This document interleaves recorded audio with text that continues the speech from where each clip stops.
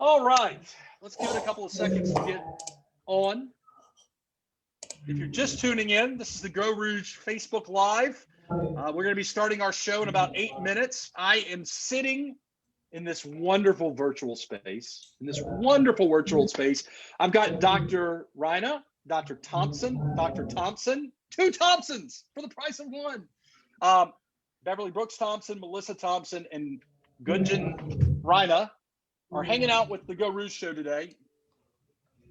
We're going to be talking what it's like to be doctors in different facets of their careers. Brian Haldane is with us, but you can't see him.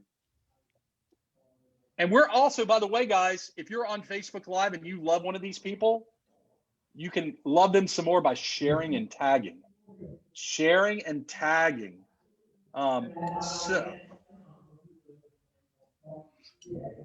So I got a question while we're killing some time. How does Beverly Brooks Thompson pledge for DG while not being in college? I would like to know that myself. Yeah, so I am a Delta Gamma, and we have a initiate program for women who have graduated college to join a sorority. It's a common thing that's happening now. So, you know, Beverly being one of the most influential people in my life, and she has all of the values that Delta Gammas aspire to be. I thought it would be a great invitation. So I'm trying to talk her into it. So hopefully there's some Delta Gammas from LSU on the feed that can help talk her into doing it with us. This is kind of like me wanting to be an honorary member of Junior League. Yeah. You do a lot of things in the community. Beverly's making eye rolls. No, I do not. Eye rolls. I'm laughing because, I got kicked out of the Junior League, but I'm on their advisory board, which makes me happy. So, small world. Narisha, Kurtz Glover, who's the president this year, doing a great job. So it's kind of like when I got out of law school, we got some time to kill. When I got out of law school, I applied for a bunch of jobs, and there were firms that didn't hire me. There were firms that didn't even give me a call back, right? And if you've ever applied for jobs before, that's not uncommon, right? You like the call back. You like the courtesy of being told, hey, no, thank you. And now what happens is those same firms call me for advice on criminal law issues. Oh, nice. I bet you that's how Beverly feels. That's so funny. Well, Beverly, I'm very flattered at Melissa's statement, and I'm always rendered speechless when she says it. Because I think a lot of the org. So today is all about Success Labs, but I do want to give a shout out. Beverly and I recently attended a Dare to Lead, Brene Brown seminar, Dare to Lead. We shared some vulnerability. We shared some empathy. It was a good time. I always enjoy hanging out with Beverly. It was a good mix of people. I'm trying to convince my sister-in-law Sheridan. Shout out to Sheridan. #Booty. Her nickname. The kids call her Booty. BOOTY.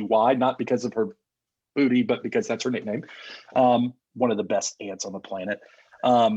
Shout out to Sheridan. We're trying to convince her to do the program as well. So, but today is about Success Labs. It's not about Dare to Lead. It's about Success Labs today. And potatoes. We're talking potatoes. I'm on day 4 of potatoes, ladies and gentlemen. Day 4. How's that going for you? How's that going for you? I feel amazing. I will say I need to cut down the salt. You didn't have to tell me I needed to cut down the salt because you'll notice I'm not wearing any rings today. I was curious. Because my fingers are a little verklempt. It's a game changer. It really. But it's not about the potatoes. It's really. So I just want to eat healthy, man. I don't want to eat red meat for the rest of my life. I know that's blasphemy to some of my friends out there, but I was eating way too much red meat. I was eating way too much fatty stuff. And I just got to the point where I was trying to go vegan. You could see on Facebook, I was trying to lean vegan. I was going to MJ's Cafe, one of the best soup places in Baton Rouge. Amazing. Trying to go vegan. And then I believe, so the story, and we'll talk about it on the radio. We've got 3 more minutes to kill. The story is I am good friends with Meredith Eichert, and Meredith is good friends with Beverly, like the chain goes. And Meredith told me about this potato thing. And then all of a sudden, we made the connection because Beverly was taking over the radio show, and we made the connection. And even though I had met Dr. Reina at the Rotary Club, I had never made the connection. So now I'm knee deep in potatoes. It's a potato balloon. Next thing you know, Melissa's going to see a potato festival. It's okay with that. That's one thing. But that's one festival that I could go to. You know, I have a ton of autoimmune issues and food allergies and intolerances. That's why I cannot wait to make my appointment with Dr. Reina. It's going to be fantastic for us to work together. I need your help. So, Franz, do you know how I met Dr. Reina? Oh, yeah. True story. You got a minute to tell me. We met on a radio show, and we had to eat on the radio show, which was awkward at best, but I mean, fabulous show. And the whole time she was talking, I kept interrupting and asking questions, and she looked me over like this. She was like, I could so fix that. I did. We call that a C2C moment, like chin to chest. In my mind, I can hear her saying that out loud in my mind. So I'm sitting at lunch with two of the most dynamic, smart, beautiful, thin women, Dr. Reina and my good friend Stephanie Regal, and chubby. I was like, awesome. Thank you. So my 5-year-old Fisher wants abs, and he will take a marker and draw abs on his stomach. And the doctor has said, I can get you a flat chest. And I'm like, she didn't say abs. She said tummy. She said flat tummy, tummy. And having done yoga a few times, I now know that I too have a core. I didn't know I had a core. I have a core. So God bless Melissa Thompson. Melissa Thompson was one of the judges in one of my first food events, and I didn't realize she had a certain dietary restriction. And I had her judging a food that she has a dietary restriction on, and she handled it like a champ. God bless her. You are a champ, Melissa. So anyways, she's a doctor of communication, how to handle hard conversations in difficult situations. So by the way, that's one of the things I really want to talk about. Is one of the things that fascinates me. I'm very good at having hard conversations with juries during jury selection. I am not good at having, and Beverly knows this because we went to the seminar together. I wanted to learn the exquisite art of having the tough conversations. So we're going to talk about some tough conversations. Brian tells me that we're good to start. So I'm going to do a small countdown, ladies. I want everybody to mute themselves. You don't have to mute yourself. You don't have to mute yourself, Dr. Reina, because I don't want you touching anything. So we'll do a countdown, and then we will start. 2-minute intro. Oh, Wonder Woman coffee mug. Of course. And then what is Melissa's coffee mug? I couldn't read Melissa's coffee mug. Pennington Biomedical. So that's by the way, your friend gave you a shout out. So my coffee mug is from La Divina, one of our show sponsors. I got the coffee before I blew out my tire. All right. So countdown. 5, 4, 3, 2, 1. All right. Welcome to another episode of the Geaux Rouge Radio Show. This is your host, Franz Borchardt. This is episode 62. I hope you're having a wonderful morning. The weather today is perfect. It is perfect. I have a special treat for all of you guys and gals listening out in Facebook world, or if you're listening on Saturday at noon on Talk 107.3. Today's episode is a Beverly Brooks Thompson. Dr. Thompson takes over the Geaux Rouge show. So we are doing some wonderful women in the community that are all doctors, that are all in different areas of business, life training, coaching, you name it. We got it today. So Beverly Brooks Thompson's taking over the episode. Our guests today are Drs. Gunjan Rana, Dr. Beverly Brooks Thompson, and Dr. Melissa Thompson. Also producing, you can't hear him, you can't see him. Shout out to Brian Haldane. He's at the Talk 107.3 studios recording this wonderful broadcast. Before we start, we're going to thank our sponsors. These are the businesses that make the Geaux Rouge show possible. First and foremost, NAI Ladder and Bloom Commercial Real Estate. These guys are commercial realtors. They also host and sponsor the Real Disruptors podcast, which I actually host. You definitely want to check them out on their YouTube channel. The Smith Shanklin Sosa Personal Injury Law Firm, your go-to personal injury lawyers. great bunch of folks. You want to check them out on social media. Two of their partners actually do some fun community-based podcasts. Shout out to Sosa and Shanklin. Definitely want to check them out. Breck Parks, Sullivan Steakhouse, your neighborhood steak restaurant. You definitely want to go there for happy hour. They have some amazing deals. By the way, it's not on the diet. By the way, the Sullivan's Steakhouse happy hour burger is amazing. It's amazing. The Borkart Law Firm, the best criminal defense firm in the universe. And last but not least, the La Divina Italian Cafe, open every day with your custom made from scratch breakfasts. I had breakfast over, well, I didn't have breakfast. I had coffee this morning over at La Divina. And I'll tell you why in a little bit, why I didn't have breakfast at La Divina. So before we jump in, last thing, if you have ideas for show topics, you can email us at info@GeauxRouge.com. And if you want to see more episodes like these wonderful ladies or last week's episodes where I had a gallery of stars from LSU on, go to www.GeauxRouge.com. You can check out on demand all the episodes. You can also check us out on Talk 107.3. So without further ado, I'm going to start this episode of the Geaux Rouge Show by welcoming our guests. We have Dr. Melissa Thompson, Dr. Beverly Brooks Thompson, and Dr. Rina. How are you ladies doing? You're all on mute, so you have to take yourself off mute. Y'all are all doing great, right? We are great. Melissa Thompson is up first. Melissa is a good friend of mine. She and I were in Leadership Baton Rouge together. Melissa is one of my favorite Baton Rouge people. If anybody wants information on Baton Rouge, you can talk to Dr. Thompson. So Melissa works as a consultant at Success Labs. She also does some amazing stuff at TEDxLSU. Melissa, welcome into the studio this morning. Hello, good morning. All right. So Success Labs, tell me a little bit about what Success Labs is. Yes, so I am so excited. I joined the team in January, and we are a group of actually all women that do a lot of consulting work around the areas of leadership and strategic development. Devin, our owner of the firm, she has this really great phrase that I love to steal from her, where we specialize in growing teams, building leaders, and driving results through great people strategy. So we help people become better leaders, develop their business, and make a greater impact in the Baton Rouge community. So talk to me about investing in human beings, coaching human beings. We're in COVID-19, 2021. Why is it a good time right now, as you sit here, why is it a good time right now to invest in your people?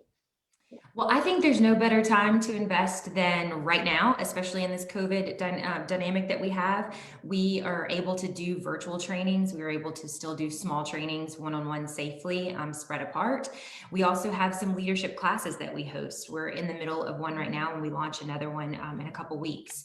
But this time is really important to reinvest in your people, because that is essentially, you can talk about your product being great or what a business does having a great impact, but you can't do any of those things without the people. And people I heard a podcast this morning, we were talking about Brene Brown, the way she refers to her, the companies that she works with, is that she likes to say that people in a company are not an expense, they are your asset.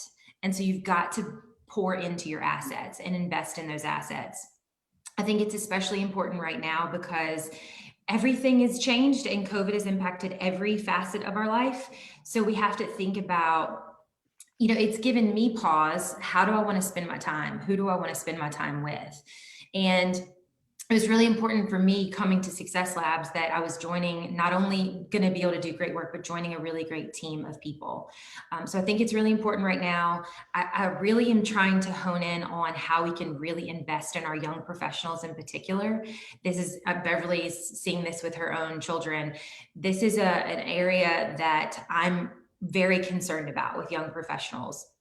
I actually have a blog post coming up in a couple weeks, and I'm doing a talk with a couple groups in town where we're going to be talking about how to invest in young professionals specifically because they are launching their career at a time where everything is turned upside down. They did not get the college graduations that they deserved. They are not getting the experience in internships that they need to be able to launch their career. And then now we're seeing where young professionals are launching their career in a virtual world. They are supposed to do work and be on this team, but they've never met any of the people they work with. They're not getting the one-on-one mentorship with their managers. They're not having the water cooler talk in between offices. So how do companies invest in their people to make sure that they are happy, healthy, and successful? So that's a lot. One of the many, so if you're listening, one of the themes today is doctors. Every guest on the show today is a doctor, and Melissa, you have a PhD and you are an expert in communications. So I want to change gears a little bit and talk about how the audience can be better listeners and better communicators. I said listeners, I meant communicators, but listeners too. So how can we be better communicators? Yes. So my PhD, you're correct. I'm a LSU undergraduate. LSU is where I got my undergraduate, and I went to the University of Memphis for my PhD. So I have 3 degrees from schools with tiger mascots. So I'm a 3-time tiger. But when I was at the University of Memphis, I studied communication theory, specifically in the realm of healthcare. So I loved to study the way doctors and patients build relationships through interpersonal communication, verbal and nonverbal communication. And that's typically a power dynamic. The old structure of medicine is that the doctor told you what to do and then you did it. And I love to look at the power dynamics. And studying those relationships was really helpful for me to understand how to be a better communicator and how to listen more effectively. We all have heard the phrase, you have twice as many ears as you do mouths. So use your ears more than you use your mouth.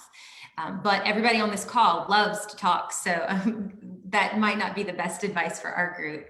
And so I'm starting to study people and the way they communicate and give advice based on empathy and emotional intelligence and using your genuine curiosity for other people to guide your relationships and the way you communicate with each other. So what specifically are you having problems with, and maybe I can help you? So Beverly and I recently attended a seminar, and I said before we hopped onto the show, I am a big fan of having, well, let me rephrase what I'm about to say. I am not a big fan of having difficult conversations. It is, in my mind, it's an art, right? There are things I can do as a lawyer, as a trial attorney, that I'm very good at and very comfortable with. And I am pretty decent at listening to jurors during jury selection. But man, oh man, tough conversations is not something I'm not about that. So really what I want to kind of talk about before we give some information on how people can reach out to you and find you, now, like not your home find you, but like connect with you on Success Labs, is talk about tough conversations. Sure. Yeah. Tough conversations. What we do, we actually have a leadership series at Success Labs where we bring in actors, they're professional actors, to do some role playing. And no one wants to do that activity before we start, but everyone always says that was really impactful. That was great. So what we like to think of is having that script of what you need to say. And then what I try to do is help coach you. How do you want to say it? The biggest misconception, the biggest area where communication breaks down is because we as humans, we're selfish by nature. We communicate for ourselves. We say what we want to say. We say what we think the other person wants to hear. And so I always go back to basics. Communicate for that other person. Tailor your message to your audience. It's what I teach in my public speaking class at LSU. It's what I teach our TEDxLSU speakers. It's what I would tell an individual who's having a hard time having a tough conversation with an employee. Tailor your message to your audience. Match your verbals and your nonverbals, right? Making sure that those match. I'm sure nonverbal communication in a courtroom, I could probably read a book on how fascinated I am watching that interaction. But yeah, those tough conversations, if you have a script and you know what you want to say, tailor it to that other person and deliver it in the most, I wanted to say in a soft way, but it's not a soft way. It's a compassionate way. Deliver it in a way where the other person has the space and grace to show the emotional reaction to that tough conversation. And emotions are fine. They're fine to show if you can keep them kind of corralled and make sure that you're still getting the conversation all the way through. So if people want to get more information about you, Melissa, and what you're doing at Success Labs, or if they want to get more information about Success Labs, where would they go? So all of our contact information is on our website, mysuccesslab.com, and they can email me at mthompson@mysuccesslab.com. And I'd be happy to help. So I am a big fan. I'm secure enough in who I am to admit this. I'm a big fan of Brene Brown. I am a big fan of vulnerability, empathy. It is something that does not come naturally to me, but I am a big advocate of something. It is a way of life that you can master with a little bit of effort. So yeah, Melissa. Now look, before we jump over to Dr. Reina, real fast, if people want to get more information about TEDxLSU, where do they go? Yes, TEDxLSU.com, and then we have profiles on just about every social media account as well. Well, stick around, Melissa. We're definitely going to come back to you, but now we're going to transition to one of my new favorite people, Dr. Reina. How are you doing? I'm doing great. Doing great, right. Ron. Thanks for having me on. You are welcome. So we're going to jump into the deep end of the ocean here. If you've been following Geaux Rouge or myself on social media, people are going nuts because I'm eating a lot of potatoes right now. And everybody's like, wait a minute, I thought you were the low carb guy. I thought you were the keto guy. What? Potatoes, that's a lot of sugar. That's a lot of starch. What are you doing? So we're going to start there and then we're going to work backwards. So talk a little bit about what's up with the potatoes, Doc, and what is the scoop about that? All right. So the potato just, is, I call it, it's humble yet really powerful, right? And potatoes. It's like me. I'm a potato. However, so the potato gets a bad rap. Every time you hear people hear potatoes and they worry, and it's got a bad rap because it's the method that the potato is cooked in. Most of the time when you think about potatoes, it's fried or it's potato chips or tater tots or hash browns. So that's why potatoes are scary to people. But if you just talk about one spud, one potato, like lonely, wholesome potato, it's actually pretty nutritious. And I've used the potato hack. I hate the word diet. I've used the potato hack in my practice as a tool when I first meet people to, change their relationship with food. Most of us live to eat, but we really ought to eat to live, correct? I mean, this is why we're obese in America, is because we're overeating. So you use the potato hack as a relationship relationship with food. And I do it anywhere from 5 to 7 to 2 weeks. It's funny, most of my female patients, well, she's different down there. Most of my female patients will last about anywhere from 5 to 7. And their excuse is, well, I have to cook for the whole family, so it's really hard. My male patients, for some reason, every time I introduce this to a male patient, he does it for 3 weeks.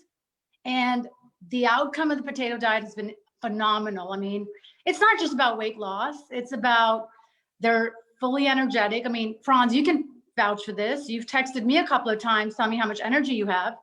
It's true. It is absolutely true. So on keto, if I'm eating fatty foods, which it's not healthy, I have lots of energy. On this, I wake up, I have lots of energy. I sleep better. And I'm not just saying, this has been my observation for the last 3 or 4 days. I just feel, this is day 4. I feel overall more energetic. Now, what's also interesting is part of the diet, I'm just jumping in here, part of the diet is I'm not doing soft drinks right now. So I'm not drinking tons of Sprite Zero. I'm only drinking coffee, water, and hot tea, or cold sugar-free tea. So it's also about what I'm not putting in my diet too, right? Or my body. Right. So I want to transition real fast because part of the reason I got to you, Doc, is through Meredith. Shout out to Meredith Eichart and Beverly Brooks Thompson. Yes. You do this MD VIP thing. Yes. What in the world does that mean? Talk to me about how you practice medicine. All right. So I'm a regular family doctor, right? And so there's this word that I actually Googled this morning. It's called concierge medicine. Here's a textbook definition of what concierge medicine is. Concierge medicine is an umbrella And there's different practices that do this. I have chosen to practice concierge medicine under the umbrella of MDVIP. They've been doing it for 20 years now. They're the greatest and they do the best job at it. It's really a relationship between a patient and a primary care physician in which the patient pays an annual fee to be part of the practice. Now that's a textbook definition of concierge medicine. Let me dumb it down to you. It's how medicine should be practiced. This is old school medicine. This is when your grandparents were sick, the grandmother's laying in bed, the doctor walks in with a big black bag, takes care of the grandma, takes care of the husband, looks at the kids, sutures a couple of things. It's old school medicine. It's how we should be practicing medicine. And unfortunately, I'm not going to get into the healthcare system. It's not happening. So that's why I chose to do this. So I will say this. My observation with this concept of concierge medicine is, and I kind of deal with it in my law practice, is accessibility, right? It's about accessibility. It's about, hey, I'm about to do something or I need advice on something. And instead of having to wait weeks to talk to the doctor or the nurse, right. I mean, it's I'm not going to say you're instantly gratifying, but I mean, it's pretty much real time. So, all right. So before we go back to nutrition, if somebody wants to get more information about MDVIP, there, I said it right. MDVIP, where would they go, Doc? So you can literally just Google my first and last name, Gunjan Raina. Right. And it'll link you to my website on MDVIP. I mean, it's pretty easy. And then you give us a call and I'd love to get started with y'all. And So, Franz, I am going to add this little bit that I wanted to share with everyone. In North America, we get our car serviced. And I have to use this as an example because I think it's fantastic. We get our car service every, 5 to 7 to 10,000 miles. That's what, 2-3 times a year? And no one misses a car service or check your emission oil and blah, blah, blah. Yet when it comes to your health, you wait to get sick. You wait to have your first bad heart attack, and then you run to the doctor. So it's all about like proactive care versus reactive care. And, our health is the most important thing. And look at this, COVID-19 has taught us anything, and it's to just take care of yourself. I mean, health is wealth. So what I will say is, and we've got about 4 minutes left, Doc. What I will say is this, because everybody has been like, are you going to eat nothing but potatoes for the rest of your life? Is that what you're about? And I'm like, no. I said, I'm going to do 2 to 3 weeks of potatoes. Now that the guy in me is like, well, I could do 3 weeks. I'm going to do 2 to 3 weeks of potatoes. And then I've already been transitioning to greener veggies. Yes. Food. I'm gonna sit down with the doc. I'm gonna get myself some MDVIP love, and I'm gonna talk nutrition. And that's what I kind of want to talk about. Is talk to us about. There's so many misconceptions, right? We are indoctrined, and I'm the same guy, right? We're indoctrined that carbs are bad. Stay away from carbs. Eat all this fat. Carbs are bad. Give me a quick speed cliff notes of some nutritional things that are really just wrong. So, I'll tell you one thing. The fat you eat is the fat you wear. And that is the best thing I can tell you. Think about it this way, Franz. I think I mentioned this to you the other day. When kids are grown up, we want them to eat whole grains, complex carbs. We want them to eat potatoes, beans, legumes. We want them to eat fruits. Yet that same kid at the age of 35, 40 starts doing keto, and you can't touch a fruit in keto. You can't eat an apple. That makes no sense to me. The other thing that I want to mention is the potato is actually really a perfect food because it's high in vitamin C, potassium, magnesium. It actually has got higher potassium than a banana. And it has no fat. And that's why people lose weight on the potato. The reason I don't believe in keto, and I've practiced it, so this is not just me ramblings and stuff online. I'm fortunate enough to practice this medicine and then see results on patients.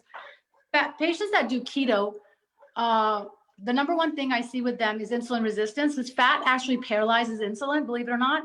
And that's why your insulin doesn't work. And insulin is like a key for glucose to go into your cell.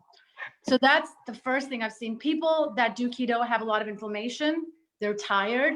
They do lose weight, but then when they stop keto, they gain it all back. It's a yo-yo. Yeah. You gain it all back and then some more. And it's not So sustain. You can't sustain keto for the rest of your life. It's just not practical. So don't go anywhere, guys. We got about 2 minutes until the break, and when we go to the break, we have the show within the show on Facebook Live. If you're listening on Facebook Live and you're, dude, Doc, you've got like a massive following. It makes me insecure, Really? and I'm a very insecure human, dude. Your tribe is like going crazy right now. Anyways, so if you're listening on Facebook, stick around. We're gonna have the show within the show, and we'll talk to the ladies when we come back after the break. We will talk to Beverly Brooks Thompson, Dr. Thompson. And then we're going to have a round robin discussion. If you're tuning in, you're listening to the Geaux Rouge show. This is your host, Franz Borkart. For more information on the show, go to www.geauxrouge.com. That car conversation hits close to home, Doc, because I blew out my tire on my way home today. So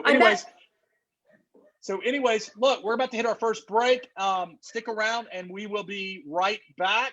Again, you're listening to the Geaux Rouge show. And by the way, if you want to send us show topics, info@geauxrouge.com. And during Facebook Live, we'll cut and paste some of these websites that we've been talking about. Stick around. We'll be right back.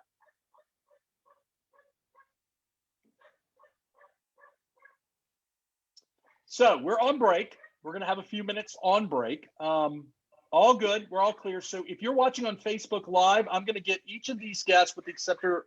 Doc, I'm not going to have you do it because I know you can't do two things at once. So Beverly, would you mind, or Melissa, would you mind cutting and pasting the websites to everything you just posted in the Facebook live stream? When we come back, we're going to have Beverly Brooks Thompson. Doc, okay.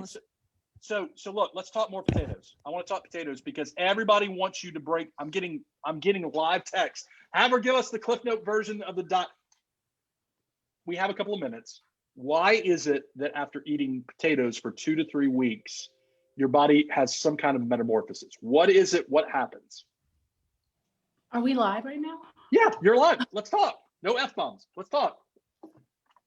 So repeat the question. I wasn't listening, Franz. Okay, so can I give the answer? Yes. Yeah, absolutely. Okay, I'm going to tell you what she told me, and let me see if I remember it correctly. So, potatoes are perfect food. It's the closest thing that you can eat to fasting without starving to death because it has all of the nutrients that you have to have. And it eliminates all of the toxins from your body. So all that inflammation goes away. And then as you add food back to your diet and or medications back to your diet, they're exponentially more effective. And you know if you have a reaction. So that is what the non-medical version was told to me. How'd I do, Doc? You did a really good job. And Okay. the other thing, potatoes are very satiating. You don't feel like you're starving when you eat a potato.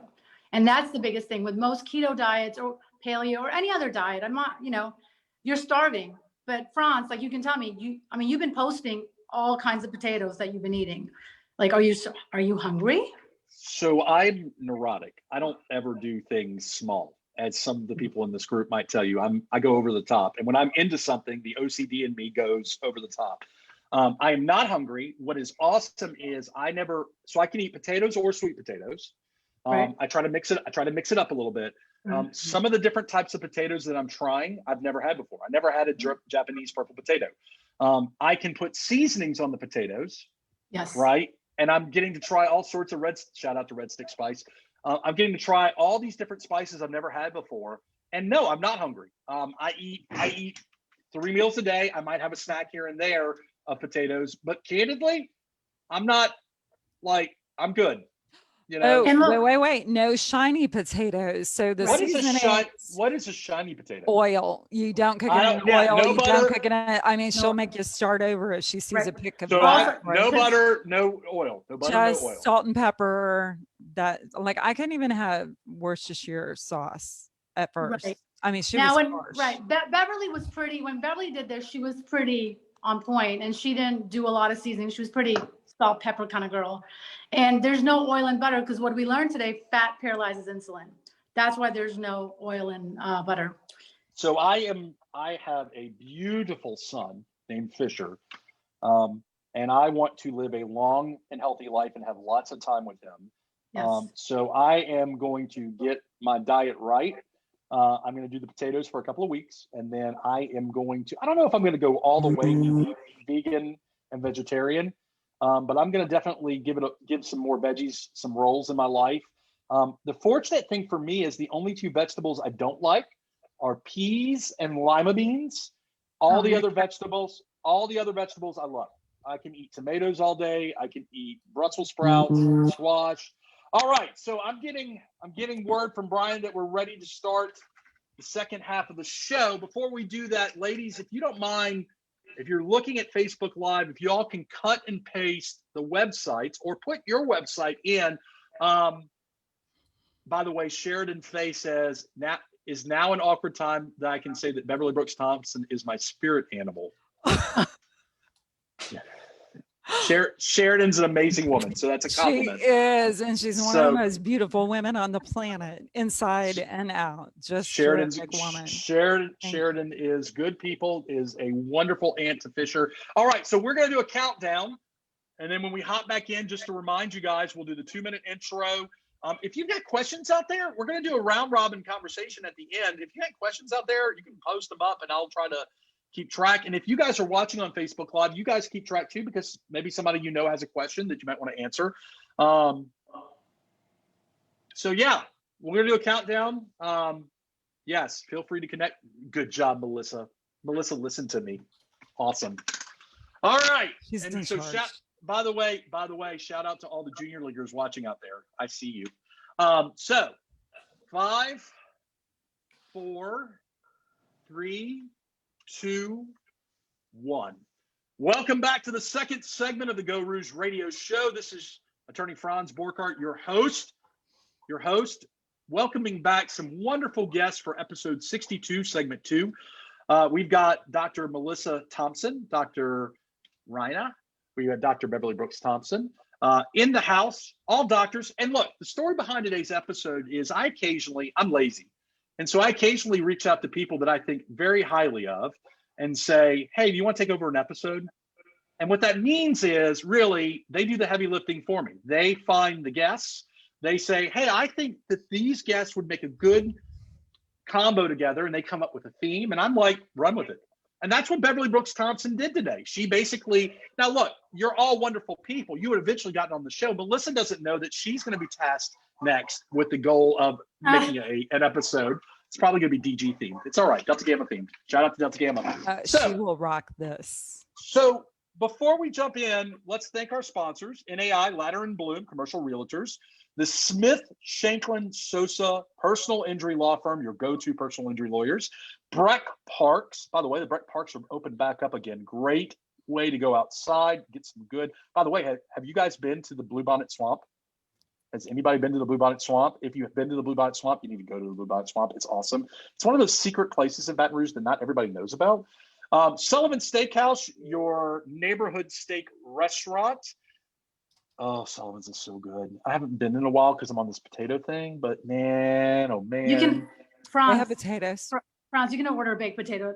Don't find excuses. So shout out to Leighton Carbo, the GM of Sullivan's. I will be reaching out to him to see if I can get some potato action going on. The Borchardt Law Firm, that is my criminal defense law firm. And then last but not least, the La Divina Italian Cafe, serving select wines, ice cold beer, plus their exclusive sorbet mimosa. I don't think anybody else does sorbet mimosa, and they are just, it's a good locally owned business. I was there this morning bonding with one of our former guests, Kim Morgan from Artemis. And her grandson, Gaines, who's 2 years old. Shout out to Kim and Gaines. All right, so now it's Wonder Woman time. I got Dr. Beverly Brooks Thompson in the house. Doc, how's it going? So good. It's so good to see you, Franz. And I love having my Wonder Women tribe with me, Dr. Rina and Dr. Thompson. Good morning, Dr. Thompson. So I met Beverly when Beverly was running for state senate. I had never met Beverly before, but a lot of people in my tribe, a lot of people that I listen to, that when they tell me to do something, I listen to. Like Dr. Ryan tells me to do something, I just say, okay, I'm doing it. Yeah. So shout out to Harmony and Audrey. Shout out to Melissa. All these people spoke incredibly well about Beverly. Beverly is one of the most thoughtful human beings I've ever met. It just comes naturally. And so it of course, by the way, I've had Beverly on when I've hosted for Brian Haldane. Beverly was on as a guest to talk about women in talk radio. So Beverly, I'm just going to give you the floor. You can talk about whatever you want to talk about. I mean, what do you want to talk about today? Wow. I want to talk about Melissa and Gunjan. All right. If that's okay. Well, Franz, thank you. It's always fun to be on your radio show. And, you know, I love Brian Haldane too. So shout out to Brian. He's always been very good to me. And he's usually pretty tough on political candidates, but he was very fair with me. And I appreciate that. Well, I thought it would be fun, since today is Groundhog's Day, to talk a little bit about things that you can do with your life when you're living the same day over and over. Because like many of you, I have really had a lifestyle change, and have had to learn how to work differently, have had to learn how to live differently, and how to not live out of a suitcase, and, you know, live with the humans in my house a little bit differently, how to have new coworkers, my golden retrievers behind me snoring. So how do you do things differently in Groundhog's Day? And immediately, Dr. Melissa Thompson, who many people ask, are we related? I would only be so lucky, but she is my family by choice. I met Melissa in a variety of ways. I can't define the exact moment, but we are kind of cut from the same cloth, in that we want to watch people be their very best self. And whether you Which, like by the way, I've got to jump in here. Okay. By the way, shout out to Beverly, because I have been trying to get Melissa on my radio show since day one. And Melissa is such a thoughtful and selfless human being. She'd always say, no, you got to put this person on, or you got to put this person on. So the fact that we have Melissa on the radio right now and on Facebook Live, kudos to you, Beverly, because I couldn't do it. It's all you. It's all you. Melissa is one of the people that always props other people up, and correct. She is a go-to person for a lot of people, and I could not be more excited that she is with my very long time friend and colleague Devin Lemoyne over at Success Labs. So truth be told, I was a coach with Success Labs 20 years ago, and so I'm pretty tickled that Melissa has found her new work family there. But I'm more excited about future clients. And so, you know, a lot of people think, oh, when you hit a certain age or you've got a certain job, that you kind of have it all together. And really, you know, duct tape and paper clips might be what's holding you together. And that's really kind of my story. And I tagged Melissa for a hard task, actually. I don't know, 2.5, 3 years ago, I had to give a speech, and I do that a lot. I speak, and what Franz and I share, and I asked if I could do this, but one of the things Franz and I share is that we're not intimidated to talk in front of a crowd. If we are the expert, he's great in a courtroom. I can lead a board presentation all day long if I'm the expert. But if you ask me to give a speech about me or my life or whatever, I have extreme stage fright. And a lot of people know that I was an opera singer. And one of the reasons I think I was drawn to that is because you're in costume. Like I got to play a character and sing. I wasn't just standing there holding a microphone. Well, I asked Melissa, I was asked to do what was a very, very difficult speech for my friends at O'Brien House. And I think it's pretty public knowledge that I have been in sobriety for a little bit over 9 years. Shout out. Shout out to Beverly.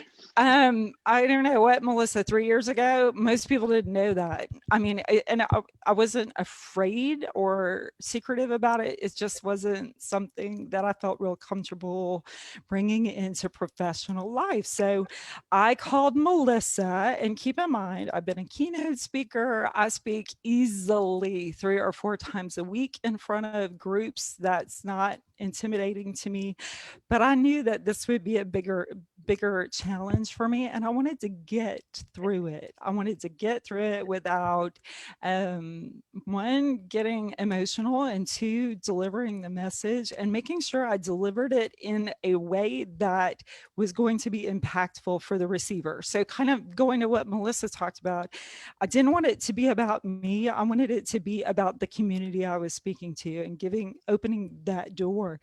And she worked with me. She coached me. She got in a room and was like, nope, do this, change that, stand like this, breathe this way. And, for somebody who has professional training in presence and for somebody who does this stuff kind of for a living, I still needed some big help, and Melissa was incredible for that. And I'm super excited for Success Labs because they work with executives all day long. And I mean, she can turn any executive into a TEDx speaker. I mean, here's your speech, 20 minutes, get through it, rock it, pause here, breathe here.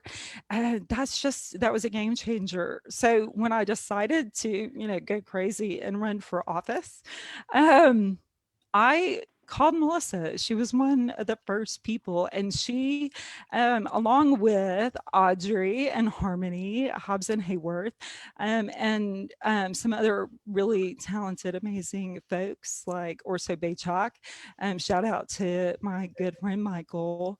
They helped me communicate the message that I wanted to communicate, but in a way that it could be received appropriately, and making sure that it was not divisive and it brought people together. So Melissa gets just monster credit for that, and I love her. So I will say, and Beverly and I know this about each other because we attended a seminar recently. People just assume that if you speak for a living, it becomes easy, right? No preparation. You just get up and do your thing. Yeah, I agree. I, to my core, hate standing up in front of people outside of my comfort zone and emceeing, speaking.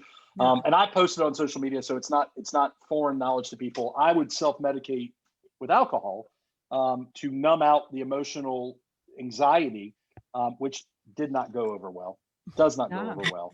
So I think the theme of being the best version of yourself is something all three of you kind of connect with. And I definitely agree that Melissa Thompson, Dr. Thompson, does that. So she does. Well, you know what? Now I count Dr. Reina among my very close tribe of friends, because like I used to do with alcohol, and I do everything kind of to excess, bigger, faster, stronger. What's moderation? Sometimes that's great, but when you're locked in your house and you're having a pity party, Bell ice cream, which I'm a huge fan of, is a beautiful thing, but not necessarily in excess. So one of the gifts I gave myself during COVID was my health. So I had lost one of my best friends. I'm watching my parents decline, and I'm watching what it looks like if you have spent 50 years taking care of yourself versus 50 years not taking care of yourself. And I decided, oh gosh, this was a big birthday year. It's time. Like I can fix this. I listened, I heard it. It took me probably 3 years to call her, but going to Dr. Raina, and I'm not being, and I tend to exaggerate, I'm not exaggerating. It literally saved my life. And because of her, I have lost 54 pounds, which it's not about the potatoes and it's not about the weight, but I feel better. I look at my kids and I'm like, you know what? I'm going to be around a minute. I can go upstairs and not be out of breath. I can put my rings on. Right. So I want to note something that's very interesting. Yeah. I have never met an MD, and I know they exist. I've never met a doctor who universally their patients just love them. Yeah. And when she and I connected, Beverly, on social media, and I started making promo posts about this show today, I have the outpour of her patients and her tribe that are just like, we love her, we love her, we love her, we love her. And I told Doctor, like, she's all embarrassed. I told her, she asked me, how do you feel about your doctor? And I won't name any names. And I'm like, I hate him. He and I are frenemies. And she's like, well, why do you go see somebody that, I mean, like, why do you put up with that? Right. And I was like, that's a good question. Why do I put up with that? I never encountered a medical doctor who everybody just loves. Yeah. Like their patients just love them. Okay, so here's the difference. And I mean, I think society, and Dr. Reina said this earlier, we have created a beast in healthcare, and Melissa is actually the communications expert in healthcare, but we have created, and having worked in healthcare, we have created a system that doesn't work for doctors or patients.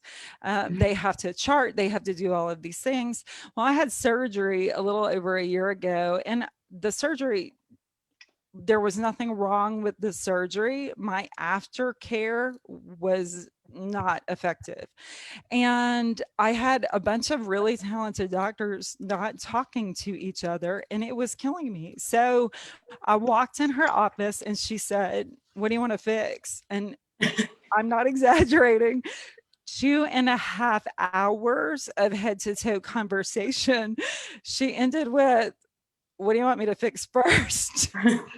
And we have tackled that. So yes, I needed to lose a lot. What was that? What did she say again? She said, what do you want me to fix first? No. When she looked you over, I can fix this. She looked me up and down and she said, I can fix this. And I, soul crushing, but I heard her, and now what I know is that concierge medicine means that you have a healthcare advocate. So we fired all my doctors, and some of them we rehired.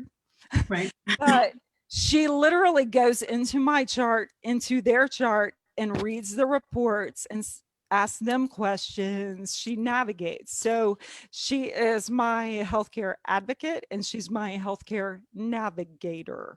So, what other doctor can you text on a Sunday and say, I have an upset stomach, I've been throwing up? And she's like, okay, do this, take this. Or you can text in the grocery store and say, can I eat this? And she's like, no, absolutely not. Eat that one. And she sends you a picture, like, for real. That's concierge medicine. So we got about 8 minutes. We got about 8 minutes. So we're going to change gears a little bit, Beverly. I want to talk. So one of the constant things I struggle with as a host of a radio show that celebrates the best people, I don't care if they're purple, pink, green, women, man, I don't care. One of the things I struggle with is I get the extreme criticisms of, sometimes I'm told, oh, you have too many women on your show. Or sometimes, like last week, I had nothing but dudes on my show. And if you just watch that one episode, noted, the provost, who's a woman, was not on the show. So in my defense, I invited the provost, and the provost said, you guys can handle it. I know, and they can. They're fabulous. Matt Lee is right. So I want to talk about your respected fields, round robin time. We've got 5 minutes left now. I want to talk about what it's like being a woman professional in 2021 in each of your fields, barriers, experiences. Is this the best time? or is it, we got a long way to go? What's it like? So now look, Dr. Rhina is making a face right now, so I'm told not to call her. She's making that face. So we didn't talk about this beforehand. I know, right? You want us to do this, Franz? You want us to do this in 5 minutes? Well, I want to have a small conversation about it, but you're all going to be invited. This is just episode 1 of this trio. So trust me, you'll be back. Talk to me. Talk to me a little bit about, because look, you're all doctors, right? I'm not trying to get controversial here or anything. You're all doctors. And one of the reasons that I wanted to have a showcase of doctors was we all read the article, was it in the New York Times or the Wall Street Journal, which was it? About the editorial piece about how, and I'm paraphrasing here, and I just have a Juris Doctorate, so it's not a real doctor. I'm not a real doctor. In South America, and in South America, I'm a doctor, not here. So it was about if you're not an MD, you're not a real doctor. That was the thrust of the I'm ultra breaking it down here.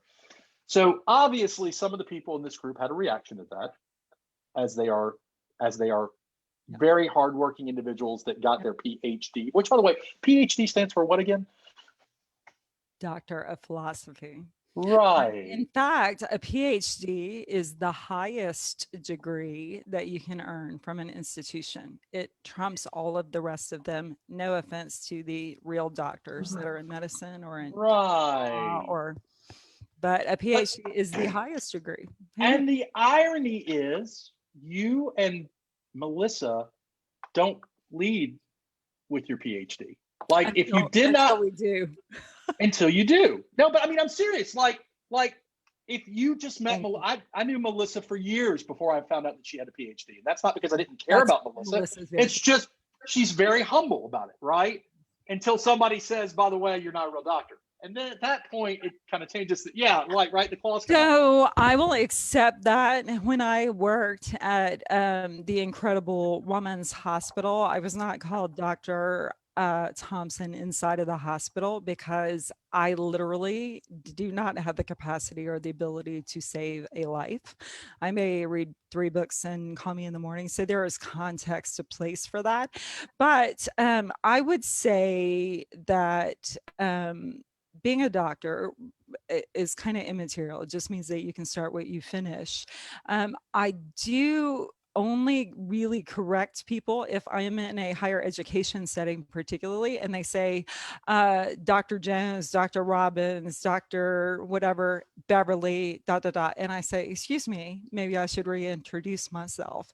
And I think you have to do a little bit of that. But I have a PhD for 2 reasons. One, because I started at an institution, LSU, all 4 of them.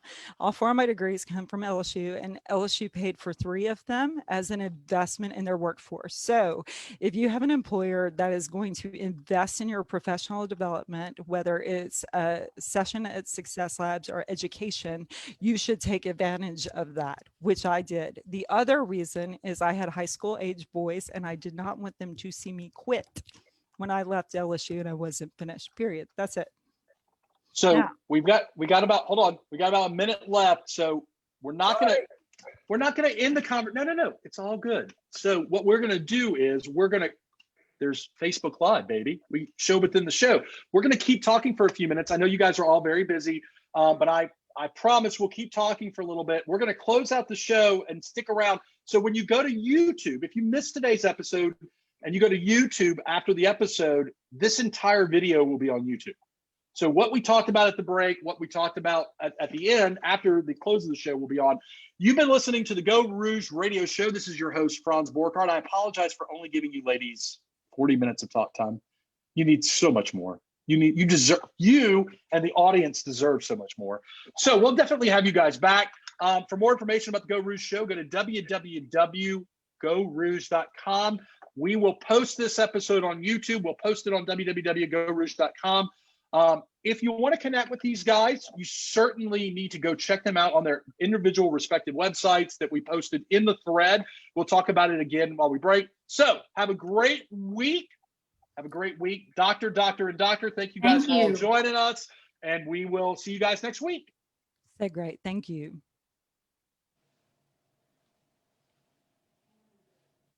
All right, we're at break. So we're. I didn't mean to dominate that last piece. That's I'm all right. sorry. It's all right. I'm glad you did. Right.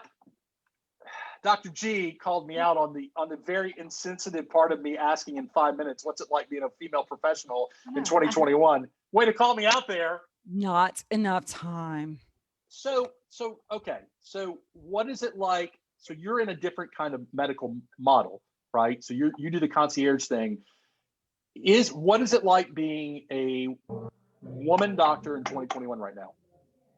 So, so I'm going to answer this. When I first started at the Baton General Hospital about 10, 12 years ago, I remember I was like 4 months postpartum with my youngest, Anya, and I was literally sitting at the desk with 2 breast pumps on my boobs and typing notes in between patients at the clinic at like 10:30. And I remember my nurse coming in and saying, your next patient's ready. And I was multitasking and pumping. And when I walked out, one of my male colleagues said, what's wrong with formula? And that set the tone. Now that was 12 years ago. And at the time, that comment blew me up and it really hurt me. But I have to say, we've come a long way. I don't want to male dominate. I don't want to bash male physicians. I mean, we've really come a long way. But that stuck in my head for a really long time. I think we do that as women to other women too. Oh yeah. My oldest is 23, and my first job, like grown up big girl job, I had just gotten married, and the person, the head of the department was a man, my boss was a woman, and their first question was, "You're not going to have kids anytime soon, are you?"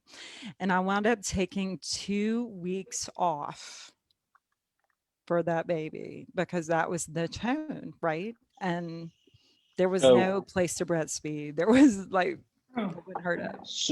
So I understand what I'm about to say comes from the perspective of a dude. But if you look at group dynamics and some of the research they've done on juries, women can be more judgmental and harsher on female victims than men can. And then it cuts across racial, ethnic lines, and it's the dynamics of when I had my kid, I did X, Y, and Z. You're doing X, Y, and Z. It's very interesting to me. And in certain cases, not to give trade secrets away, in certain cases, sometimes having a female juror is better than having a male. So empathy. Melissa, in your consulting world, and now Melissa is a heavy hitter. She's worked for the General, she's worked for BRAC, TEDxLSU, Success Labs. In your industry, what's it been like for you? If you're comfortable talking about that. Sure. Well, one thing that I've noticed is that this is just to the calling me of Dr. Thompson, right? I feel like I'm treated fairly evenly. I do good work and I, keep going, and you'll get recognized when you get recognized. And that's not what I'm chasing. I'm chasing the impact, not the recognition.